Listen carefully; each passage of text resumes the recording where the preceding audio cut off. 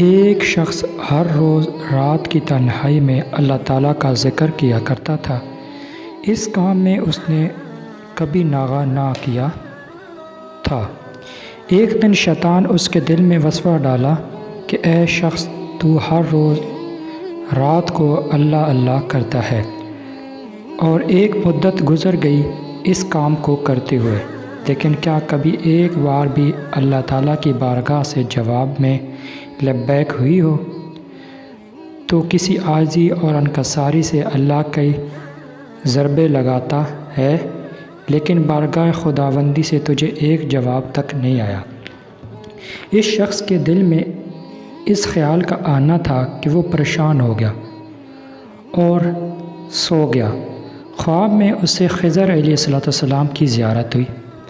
آپ نے اس سے پوچھا، اے اللہ کے بندے، تو اللہ کے ذکر سے رک کیوں گیا؟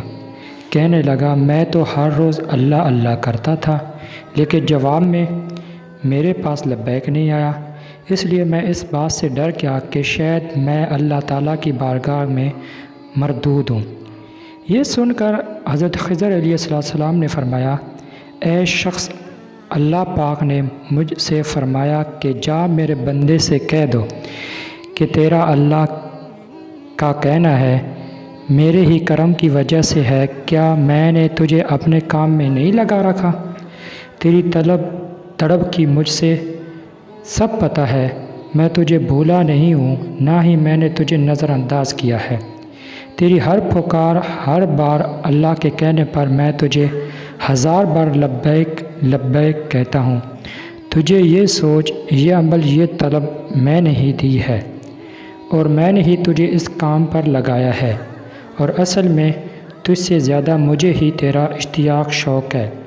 اس شخص نے یہ خواب دیکھا تو اٹھ کر بیٹھ گیا اور فوراً صادق دل سے نائب ہوا، اور پھر دوبارہ اللہ تعالیٰ کے ذکر میں مشغول ہو گیا۔